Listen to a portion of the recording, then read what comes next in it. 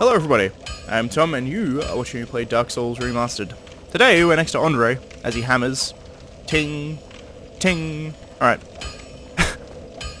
Well, I'll be. That's a brilliant ember you've got there. For all my years in the trade, that might be the finest. How's about you leave that ember with me? I'm just an old smith. I'd give my left arm for a gem like that. Sure. Well, thank you mightily for that. Now, just leave the rest to me. Andre of Astora gets the job done. You shall see. I believe it.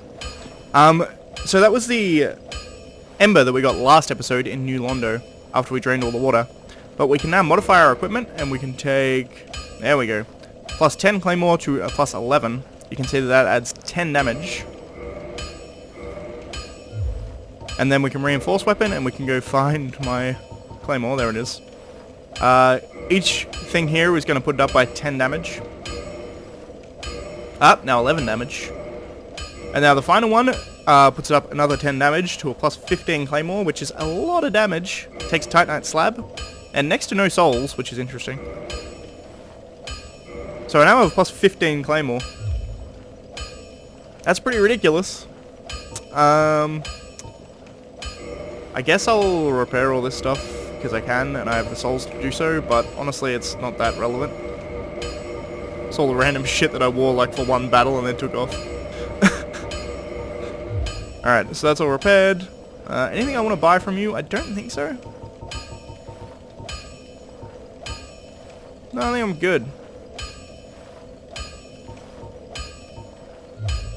Don't get yourself killed. Neither of us want to see So you you go all. Alright, so I now have plus 15 claymore. Which is pretty ridiculous. You can see there it does 257 physical damage. And then my scaling on top of that adds 243 damage, so it nearly doubles the damage because of my scaling. It's a pretty good weapon. I now have quite the good weapon. I'm actually going to teleport back to Filing Shrine, because I can. And it'll be slightly faster.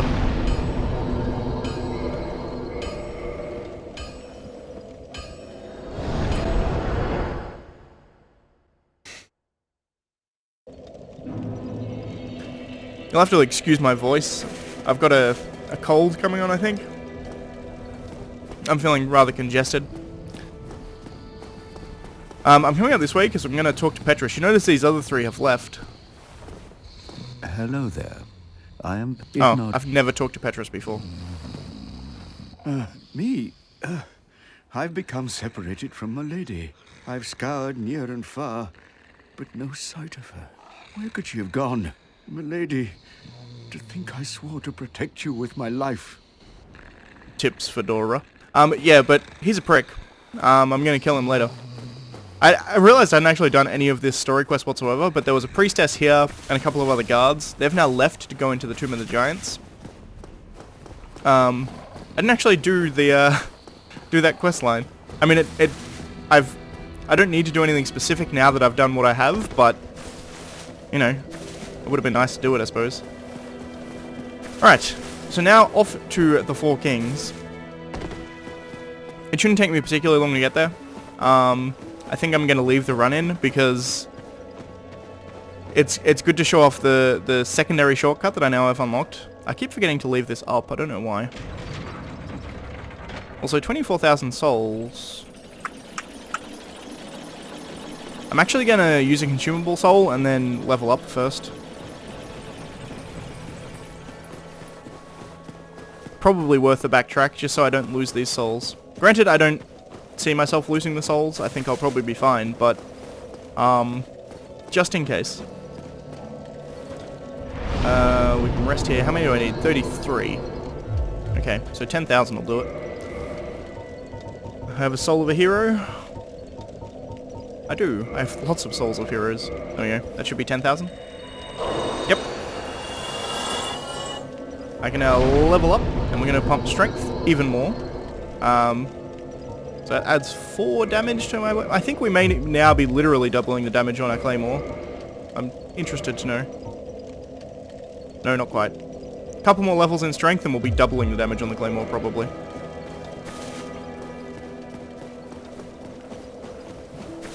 The reason that I'm going to 40, by the way, I'm not sure if I've ever explained this before, but the reason why 40 is what I'm heading for, you can go above 40, you can go all the way up to 99, but there's a soft cap at 40 for scaling.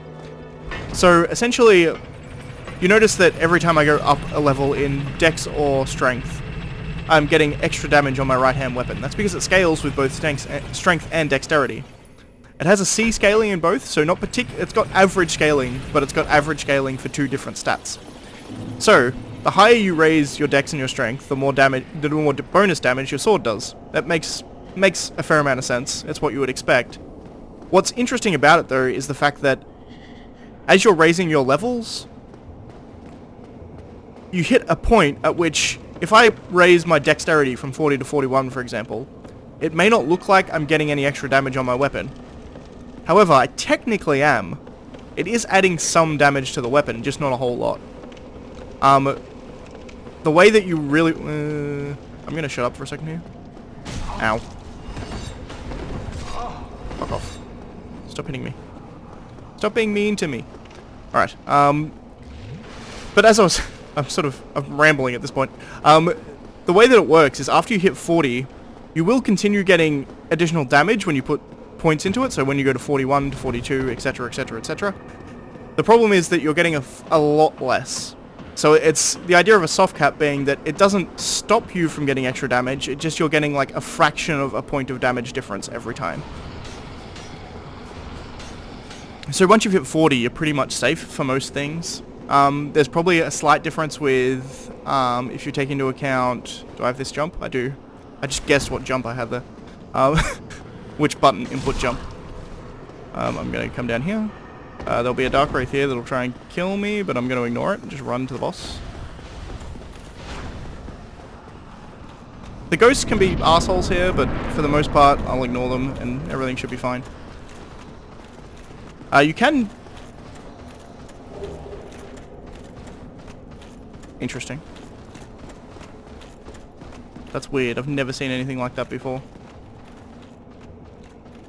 That was like a dropped item, like a player had dropped an item. I don't know how the hell that happened. I guess maybe...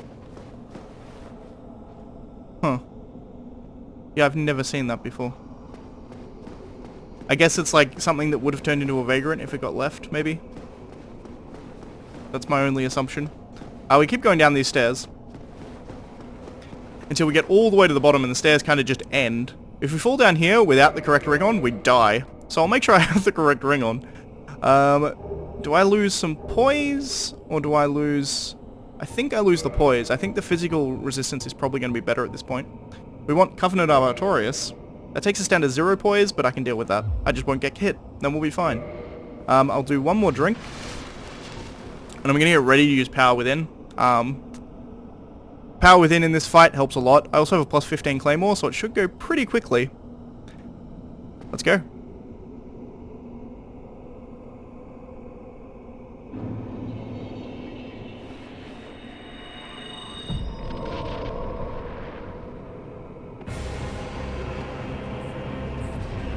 Where are you? There he is. Don't use magic off the bat. As I said, you can dodge this, but I'm just going to block it. It's easier. It's quite hard to judge distance in here, because it's just black.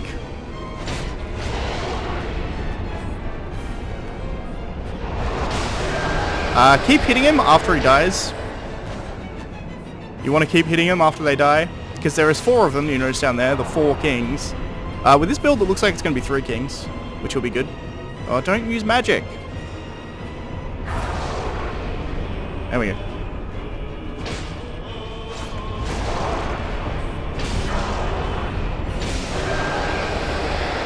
Yeah, definitely 3 kings. If you have enough damage, you can take that down to 2 kings. This is actually a lot easier than I thought it was. Plus 15 Claymore will do the fucking job, that's for sure. I'm just going to keep spinning my camera. until I see the last king. He'll take a while to spawn because I killed that second one pretty fucking quickly. There he is.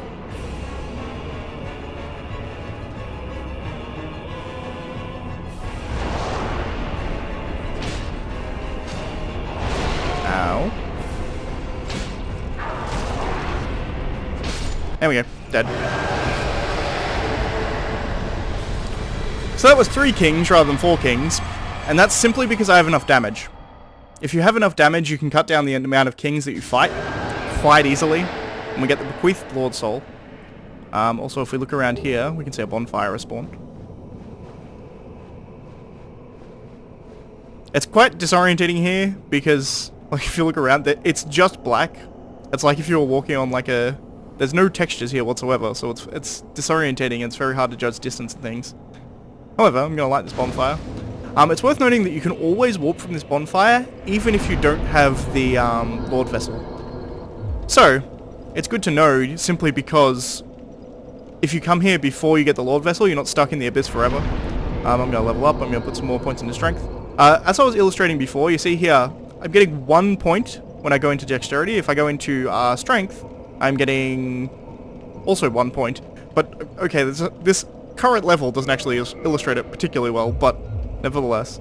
I'm also going to use another Soul of a Hero just so I can get up to that second level. Because I'm almost there anyway. That should get me the second level I need. Yep. We'll go into strength. Alright. So we have we've beaten the 4 kings pretty quickly. I was expecting to do it pretty quickly, not in 11 minutes. From the start of the video, or 12 minutes I should say. I'm gonna read the soul, apart from anything else. Where are you kept, even? Where do they keep the key? There it is. Soul of the 4 kings who fell to dark. Soul of one of the 4 kings who fell to the dark. A fragment of a Lord's soul discovered at the dawn of the Age of Fire. Lord Gwyn recognized the foresight of these 4 great leaders of New Londo, and granted them their ranks and their fragments of a great soul. Although this is not a full Lord soul, it can still satiate the Lord Vessel. So this here is part of... Essentially it was... Also, I can give the Enchanted Ember to the correct person, I'll do that as well. But, Gwyn separated his soul and gave it out to trusted generals, one of which was the 4 kings, and he gave them power, essentially. God damn it, wake up, Frank. You know what, fuck it. He's sleeping, I can't bother waking him up. You can just jump down here, by the way, I don't know if I've shown that up before. But you don't actually need Framed to get down here.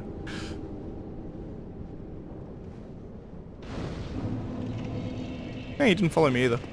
But I'm going to actually offer this at the Lord Vessel. See, the flame gets a bit bigger there, which is interesting. I'm going to warp back to Filing Shrine now. Yeah, but Gwyn separated his soul into many, many pieces. He gave some to the 4 kings, he gave a portion of it to Seath the Scaleless, who was a dragon who betrayed his own kind, and he betrayed them essentially to their death. Like, if he hadn't betrayed them, the dragons probably would have won the war. Gwyn was pretty good at killing dragons, but unless they were betrayed by Seath, probably never would have actually won the war. That's my speculation on it, by the way. It's not confirmed anywhere, as far as I know. But the fact that Gwyn gave him a part of his soul to a being that was essentially, for all intents and purposes, his enemy. The dragons were the true enemies of the gods.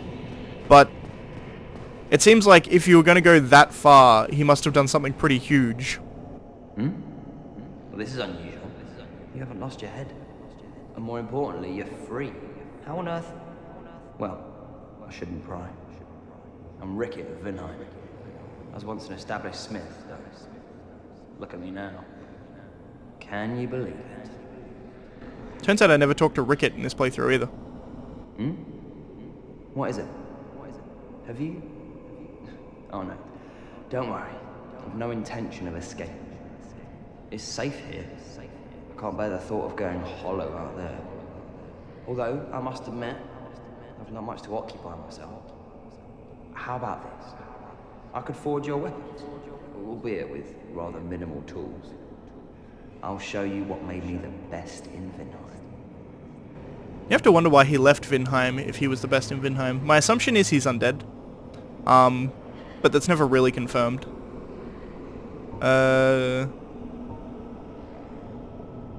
You see here, you can make magic weapons. In fact, I might even do it just to show that it can be done. No. Reinforced weapon, please. Let's make a magic longsword. Do I have enough shards for this? I don't. But he probably sells shards.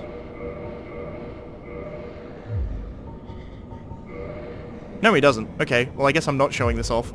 If you have a +5 weapon, you can turn it into a magic weapon by going to Ricket. It's also worth noting that... Keep your head on. You really help break the monotony.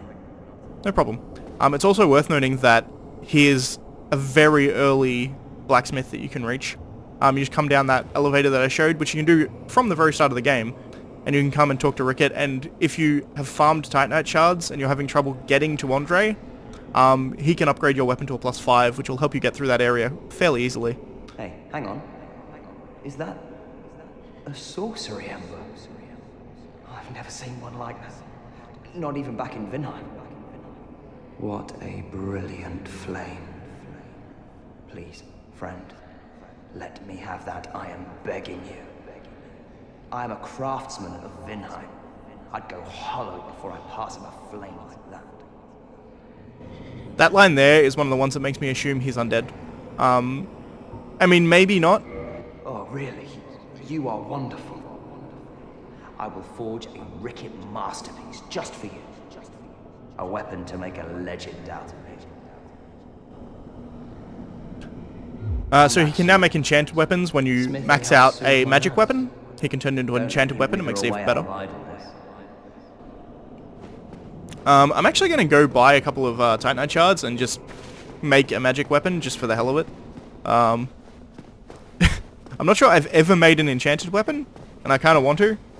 I may have made one, but never used it. I've definitely made a magic weapon before, but I don't think I ever made the enchanted version of it. Interesting. I'll go get some Titanite shards, and then I'll be back. I think I'll actually cut here. But Ricket is an interesting character, but if you are having trouble at the start of the game, you can come here, you can farm Titanite chunks off the undead hollows, and then you can come down to Ricket and get your weapon upgraded. Which is a good way to do it at the start of the game if you're having trouble at the very, very start of the game. Alright, I'm going to cut, and I'll be back with some Titanite shards. Alright, we're back. I bought a bunch of Titanite shards, and I popped some souls, so I have some souls. I should have enough green Titanite shards for upgrading. What weapons have you brought? Go on, show me. Because doing magic upgrades actually takes green Titanite shards. I should have a shitload of them. I didn't actually even check, but I'm sure I have fine. So we go to the longsword. We do the longsword +5. No. Modify equipment. We can then do a magic longsword. You notice here, what this does is it takes the physical attack from 120 down to 90, but it gives you 97 magic damage. Strictly speaking, in most cases, this will be worse. The only case it won't be is you can also see down there, it takes the strength and dexterity scaling down, but it adds intelligence scaling. So if you're playing an intelligence character, this is really, really good. Again, you're usually probably using spells, but if you want something to fall back on, having a magic sword that scales with your intelligence is really quite good.